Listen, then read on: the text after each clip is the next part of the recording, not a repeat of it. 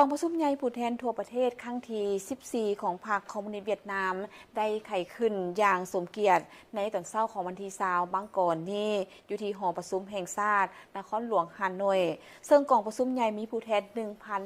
1,586 สหายต่างหน้าให้แก่สมาชิกพรรคทั้งหมด 5.6 ล้านกว่าสหายของพรรคคอมมิวนิสต์เวียดนามกองประชุมใหญ่ผู้แทนทั่วประเทศครั้งที่14ของพรรคคอมมิวนิสต์เวียดนามไขขึ้นอย่างสมเกียรติ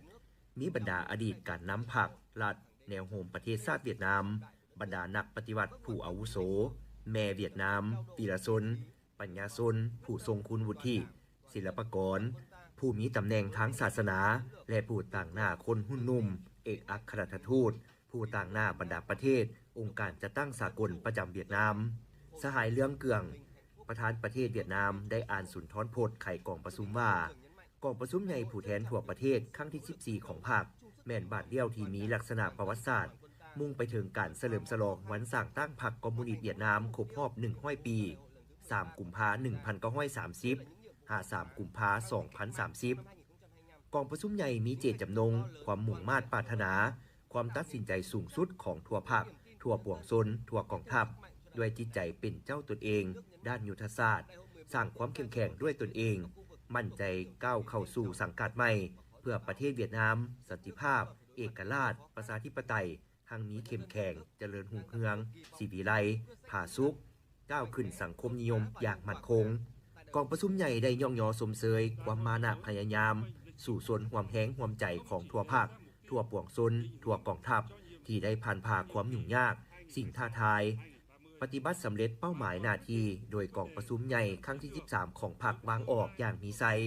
โดยเฉพาะแม่นหน้าที่บุคลุมีลักษณะปฏิบัติสหายเหลืองเกืองกล่าวว่ากองประชุมใหญ่ครั้งที่14ของพรรคคอมมิวนิสต์เวียดนามได้ดำเนินในสภาพการโลกในภาคพื้นสืบต่อมีการพันแต่อย่างว่องไวซับซ้อนคาดคะเนได้ยากเมื่อการแข่งแย่งยุทธศาสตร์ระหว่างบรรดาประเทศใหญ่เพิ่มขึ้นการปฏิวัติอุตสาหกรรมครั้งที่4พิเศษแม่นการระเบิดของปัญญาประดิษฐ์เทคโนโลยีดิจิตอลเทคโนโลยีควอนตัมและบรรดาเทคโนโลยีใหม่ที่พาให้ชีวิตเศรษฐกิจสังคมทุกด้านเปลี่ยนแปลงอย่างเลิกเซิงสิ่งดังกล่าวได้วางออกคำเรียกร้องอันรีบด่วนเกี่ยวกับการสร้างรูปแบบเติบโตรูปแบบพัฒนาใหม่ยกสูงสมรรถภาพแห่งงานความสามารถแข่งแย่งแห่งชาติและบรรดาคำเรียกร้องใหม่ในการคุ้มครองสังคมรับประกันป้องกันชาติป้องกันความสงบและการพัวพันต่างประเทศภายหลัง40 ปีแห่งการปฏิบัติแนวทางการเปลี่ยนแปลงใหม่ประเทศเวียดนามได้บรรลุบรรดาผลงานใหญ่รอบด้านมีความหมายประวัติศาสตร์ถึงอย่างใดก็ตามสหายเหลืองเกืองถือว่าเวียดนามยังเผชิญหน้ากับความยุ่งยากหลายอย่างการเติบโตยังอยู่ในระดับต่ำกว่ากำลังบ่มซ่อนที่ยังบ่ทันยืนยงอย่างแท้จริงสมรรถภาพแห่งงานบ่สูงกำลังแข่งแย่งของพื้นฐานเศรษฐกิจยังจำกัดชีวิตของประชาชนภาคส่วนหนึ่งยังประสบกับความยุ่งยากการเปลี่ยนแปลงดินฟ้าอากาศภัยพิบัติธรรมชาติโรคระบาดและความปลอดภัยทางไซเบอร์ยังกระทบอย่างซับซ้อนอยู่สหายเรืองเกืองชี้แจงว่ากองประชุมใหญ่ครั้งที่14มีภารกรรมประวัติศาสตร์อันใหญ่หลวงที่สุดบ่เพียงแต่วางออกเป้าหมายกำหนดทิศระยะ 2026 หา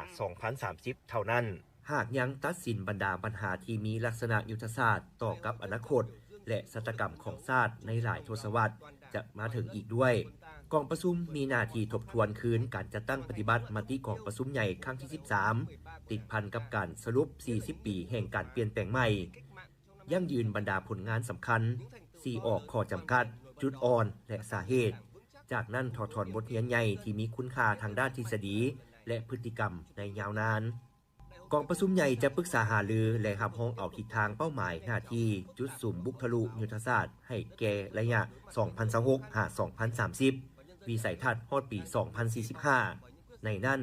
เน้นหนักถึงบรรดามาตรการที่มีลักษณะปฏิบัติบุคลุ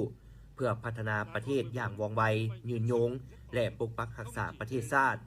การเลือกตั้งคณะบริหารงานศูนย์กลางภาคสุดที่14ต้องเลือกเอาพนักงานผู้ที่มีคุณสมบัติศีลธรรมปฏิบัติภูมิปัญญาจรรยาบรรณความสามารถนำพาอย่างแท้จริงสมเป็นการนำเป็นผู้รับใช้ที่จงหักภักดีของประชาชน ภายหลังบทกล่าวคำเห็นเปิดกองประชุมของสหายเรื่องเครื่องประธานประเทศสหายโตเริ่มเลขาธิการใหญ่ได้นำเสนอบทรายงานเกี่ยวกับบรรดาเอกสารยื่นเสนอต่อกองประชุมใหญ่ครั้งที่ 14 ของพรรค